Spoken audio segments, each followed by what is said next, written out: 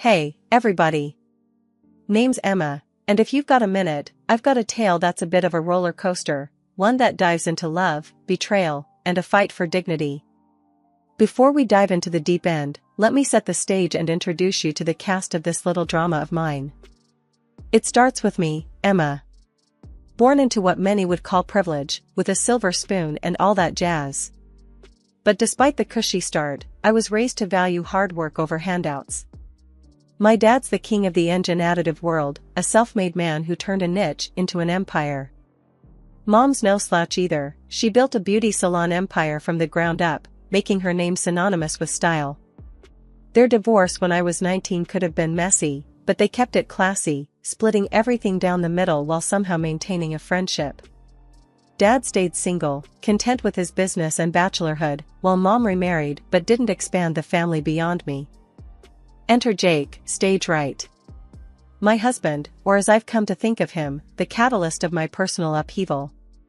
We got hitched when I was fresh out of college, after I landed a job teaching music to kids with more energy than sense.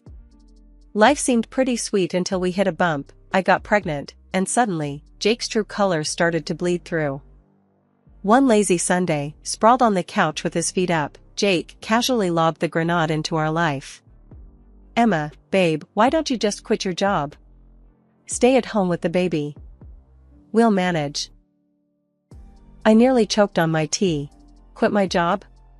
Jake, you know we can't afford that on your salary alone. Plus, I love my work. He waved a hand dismissively, a smirk playing on his lips. Come on, Em. It's not like we're ordinary folks. Your dad's loaded. A little help from him, and we're golden. I felt my blood boil. That's not the point, Jake. I'm not tapping into my parents' wealth for our day-to-day. We agreed to live within our means. But Jake wouldn't let it go. Over dinner, in front of his parents no less, he brought it up again. Emma's considering taking some time off work, you know, with the baby coming and all. His mom, Carol, a woman with a sharp tongue and an eye for advantage, jumped in. Oh, that's wonderful. With Emma's family, you two don't have to worry about a thing. I clenched my fork a little tighter, trying to keep my cool. Actually, we haven't decided anything. And we intend to manage on our own, thank you. Jake's dad, Frank, never one to miss a beat, chimed in with a chuckle. Why play the hard way, Emma?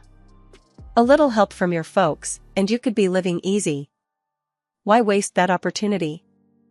The conversation spiraled from there, with Jake and his parents painting grand pictures of a life lived on my parents' dime. Every word felt like a betrayal, twisting the knife a bit deeper. They didn't see me, they saw a ticket to an easy life. That night, lying in bed next to Jake, I couldn't shake the feeling of isolation. Jake, do you really think we should be relying on my parents like that? I whispered, hoping for some sign I'd misread the situation. He rolled over, facing me with those eyes that once melted my heart. Emma, it's not about need. It's about what's smart. Your parents can afford it, and we deserve a break. Why not take it? Deserve. That word echoed in my head long after Jake had drifted off to sleep. It was clear we were on different paths, with different values. I lay awake, staring at the ceiling, wondering how I'd missed the signs, and where we went from here. After that first clash with Jake about money and pride, I thought maybe, just maybe, we'd find our way back to the same page. But, oh, was I wrong? Enter the in-laws, stage left, with their own special brand of chaos. Jake's folks weren't exactly the poster children for self-reliance. They had this way of sniffing out a free meal from miles away, and my family's wealth was like a beacon to them. One evening, we're all sitting around our cramped living room, and Frank's going on about this new business opportunity that just needed a small investment to get off the ground. So, Emma, darling, Carol starts, her voice dripping with that fake sweetness that could give you cavities. With your family's resources, I bet you could easily help us out. It's such a sure thing. I tried to keep my cool, really I did. Carol, Frank, I've told you before, we're managing our finances independently. My parents' money isn't part of this equation. But Frank, oh, he's got the persistence of a door-to-door salesman. Come on, Emma. It's not like you'd feel it. What's a few thousand to your dad? He probably spends that on golf in a weekend. The audacity floored me. Here they were, sitting in our home, eating our food, and they had the guts to treat my family's hard-earned money like it was theirs for the taking. Jake tries to play mediator. Maybe they have a point. It's just a loan, right? We could help out family. Family? I nearly choked on the word. Jake, when did we decide it's our job to bankroll your parents' dreams? The room went ice cold. Carol, not one to let a moment of drama go by unexploited, piped up. Well, I never.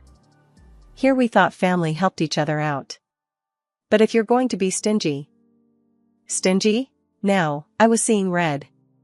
Working for what you have isn't being stingy, Carol. It's called being responsible. Maybe you should try it sometime. Frank tried to smooth things over, but the damage was done. Look, Emma, no need to get upset. We're just talking here. Talking, right.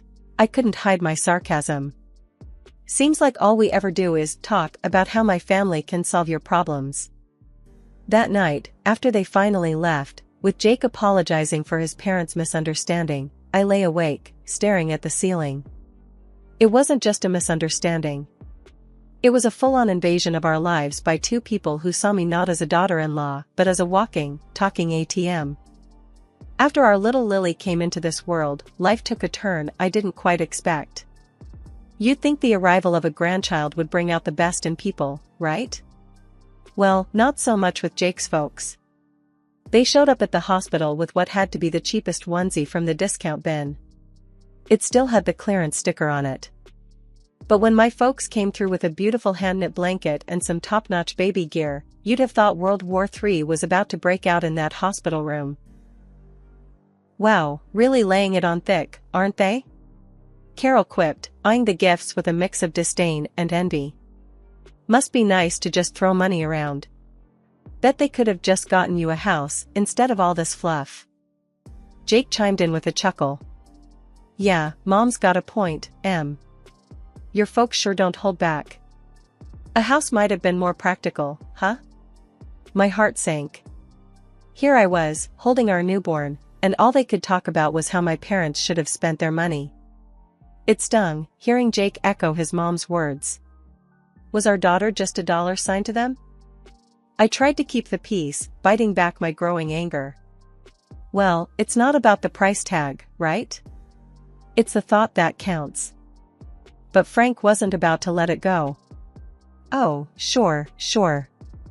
But when you think about it, a nice little investment in property, now, that's a gift that keeps on giving. The ride home from the hospital was tense. Jake tried to smooth things over, saying his parents were just old-fashioned and didn't mean anything by it. But the seed was planted. Doubt started creeping in about why Jake really married me. Was it love, or was my family's bank account the main attraction? A few weeks later, during one of their unsolicited visits, Carol brought it up again. We were all crammed in our living room, Lily fussing in my arms, and Carol couldn't resist a jab at the new stroller my mom had bought us. Must be nice, having your folks shower Lily with all these expensive toys and gadgets. Though, a contribution to a house fund would have been more useful, don't you think, she said, her voice dripping with that passive-aggressive tone I'd come to dread. Jake, sitting beside his mom, nodded. Actually, babe, we've been talking. Maybe your parents could help us out with a down payment instead of more baby stuff. Makes sense, right? I was floored. Not only were Jake's parents relentless, but now Jake was on board with turning our daughter's birth into a bargaining chip for financial gain. It felt like I was living in some twisted reality where love and family meant less than material wealth. Is that what this is about for you, Jake? Using my parents for money? I couldn't hide the hurt in my voice. I thought we were in this together, for better or worse, not for richer or poorer. Jake looked taken aback, but Carol just sniffed. Well, when your wife's parents are rich, it's only practical to think about these things. After they finally left, I lay awake, staring at the ceiling, Lily asleep beside me. The realization hit me hard. My marriage, my family, it all felt like a transaction to them. And I was the currency. The last few years have been a roller coaster, to say the least. Lily's grown into a fiery little 3-year-old, full of life and laughter.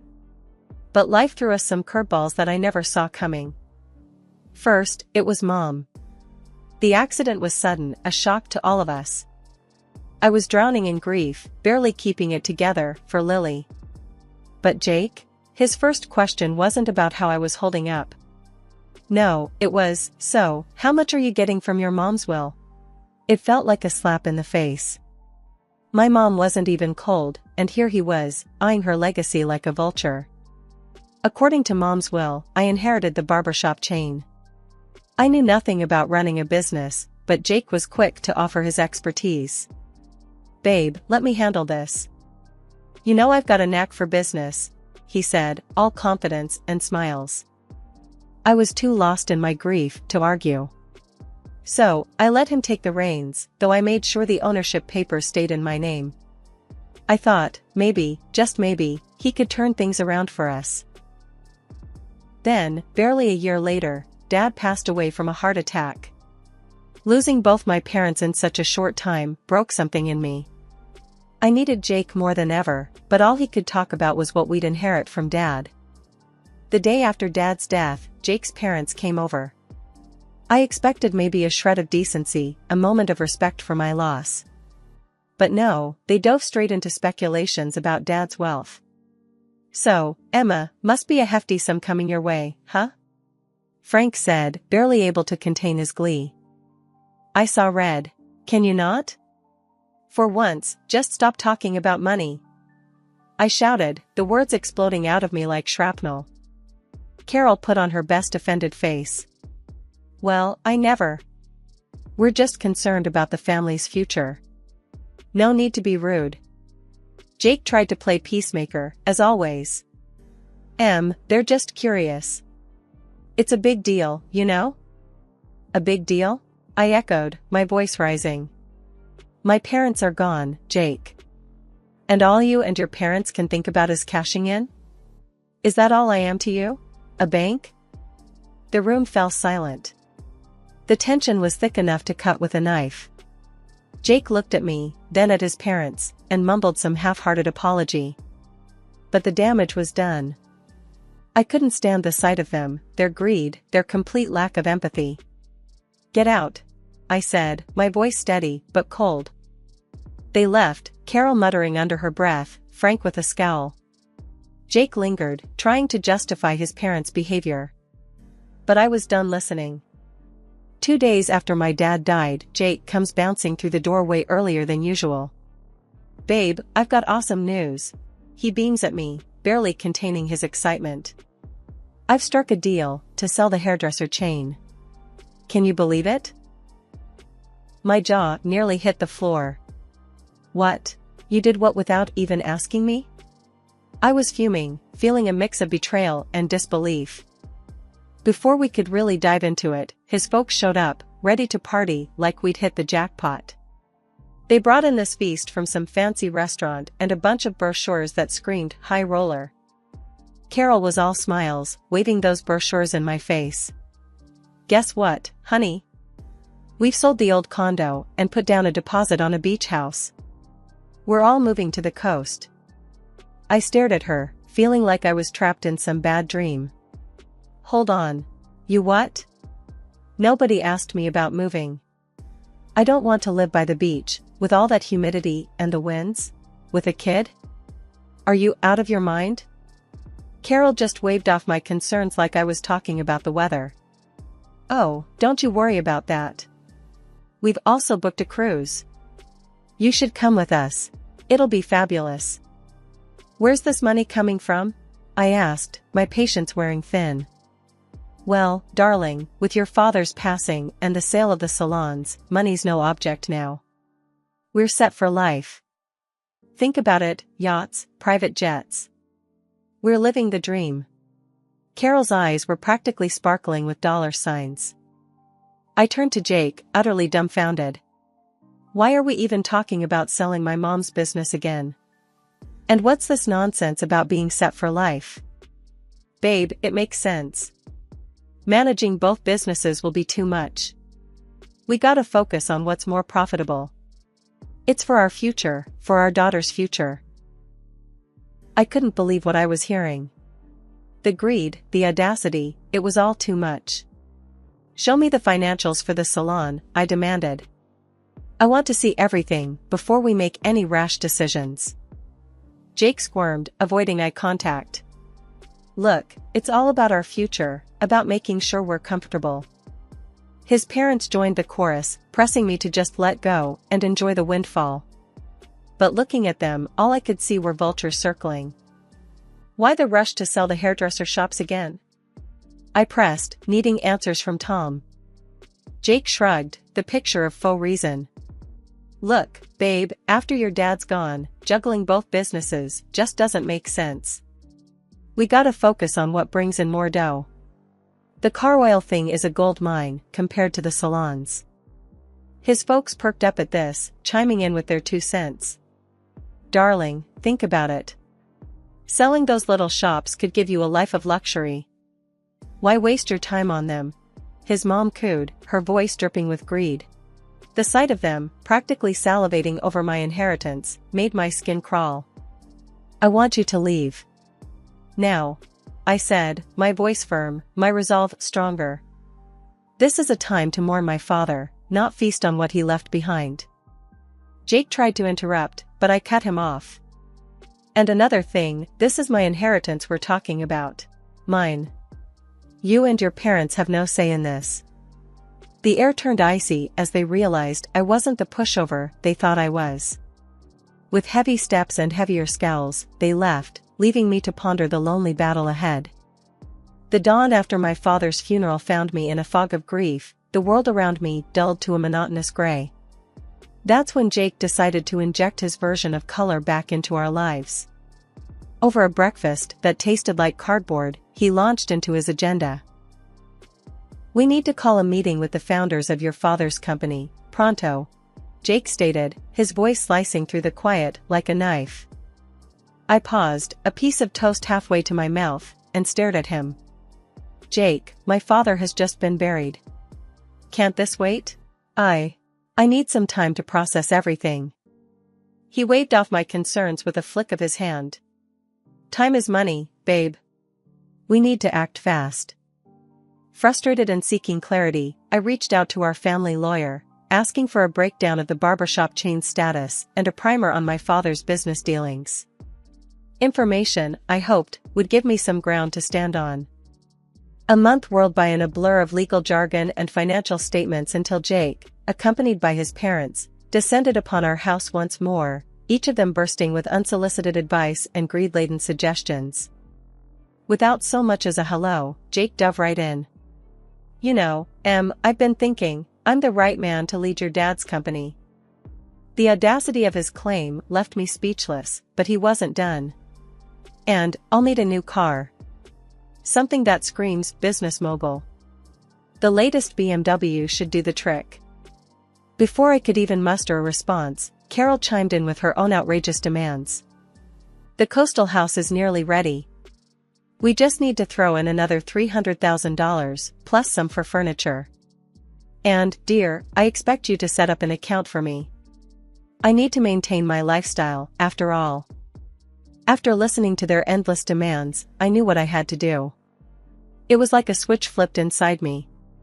No more Mrs. Nice Gal. Clutching the divorce papers like a shield, I stepped forward, interrupting their chatter. Jake, we need to talk, I announced, placing the papers before him on the coffee table. He picked them up, a frown creasing his forehead. What's this, then? His attempt at nonchalance couldn't hide the tremor in his voice. Divorce papers, I stated, every word deliberate, icy. I've had the business audited.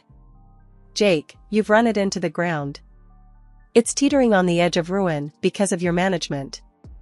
His face drained of color, a guilty child caught in a lie. I was trying to make it better, he stammered, his excuses as flimsy as his confidence. Make it better? By firing our most talented staff and neglecting the core of what made the business succeed. My voice rose, fueled by a cocktail of anger and betrayal. Carol, ever the meddler, couldn't resist intervening. Now, dear, let's remember he's entitled to half of everything. Marriage binds assets, after all. I couldn't help but laugh, but there was no joy in it. Nice try. But everything's been in my name since before I made the colossal mistake of marrying your son. He gets nothing from me. The room went silent. They were stunned, their grand schemes shattering around them. And another thing, I added, staring Jake down. You're going to pay back every penny you've cost the business. Every single penny. When the reality of the divorce finally hit Jake, his reaction was to desperately grovel, pleading with me to reconsider. Please, can't we talk about this? There has to be another way, he begged, his voice cracking with desperation. His parents, not to be outdone in the drama department, launched into their own tearful performance. They lamented about sinking all their funds into the coastal house, a property now hanging by a thread without the next installment. We're going to lose everything, his mother sobbed, her tears flowing freely. Please, think of what this means for us. I listened, my heart hardened by their previous actions, feeling nothing but a detached coldness towards their plight. Sorry, but that's your mess, I stated, my tone unwavering. With a newfound resolve, I guided them to the door, closing it, and this chapter of my life, behind them. In the days that followed, I didn't allow myself to dwell on the past. Instead, I focused on the future, selling the apartment that Jake and I once shared. The sale provided just enough for a quaint, welcoming house that promised a new beginning for my daughter and me. Stepping into our new home, I felt a weight lift off my shoulders, a sense of peace enveloping us in a way that had been missing for too long. The wheels of justice turned slowly but surely, and when they finally caught up with Jake, he was ordered to compensate for the turmoil he'd inflicted on the hairdresser chain. The courts determined that his recklessness had a price, and he was forced to liquidate his share of our old apartment to meet his financial obligations. Watching him being held accountable for once felt like a bittersweet vindication for the hardship he'd put us through. Out of nowhere, my phone rang one day, and on the other end was my former mother-in-law, her voice laced with desperation. We're in a bind. We need help to buy a place, any amount would help, she pleaded, her audacity leaving me incredulous. I took a deep breath, collecting my thoughts, before responding. You made your bed, I replied, my tone steady and resolute. It's time you lie in it. Ending the call, a mix of emotions washed over me, anger at their continued sense of entitlement, but also a profound sense of freedom from their clutches. After everything that went down with the divorce and wrestling back control over my mom's hairdresser chain, life finally started to brighten up again. It was a tough climb, but gradually, the salons began to find their old spark. Bringing back those top stylists we'd lost felt like a victory parade. Watching them walk back through those doors, ready to bring their magic back to our chairs, it was like watching the place come alive again. Turns out, I was more cut out for the business world than I'd ever imagined. Each day was a new lesson, a new surprise about what I could achieve. If it hadn't been for being cornered by life's cruel twists, I might never have uncovered this side of me. Handling my dad's car oil business was another mountain to climb. For now, I decided to bring in a manager to steer the ship while I got my bearings. It's all yours for now, but keep me in the loop, I told him, making it clear I was still in charge. Once Lily's old enough, maybe around 20, I'm thinking of passing it to her if she's interested. I want her to have options, to choose her path. Meanwhile, I'm dipping my toes into it, learning the ropes. Our new home, just me and Lily, was a haven of peace, a world away from the turmoil we'd left behind. It was small, sure, but it was ours, a place where we could grow, heal, and build something new. Every corner filled with laughter, every nook cradling a memory we were making together. Out in the garden, Lily's laughter was a balm to my soul. "Mommy, when I grow up, I want to be just like you," she'd say, her eyes alight with wonder and admiration. "You're going to be even more amazing," I'd respond, pulling her into a hug. I knew, deep down, that we were on the brink of something wonderful. Together, we were unstoppable, ready to meet whatever the future held with open arms and hopeful hearts.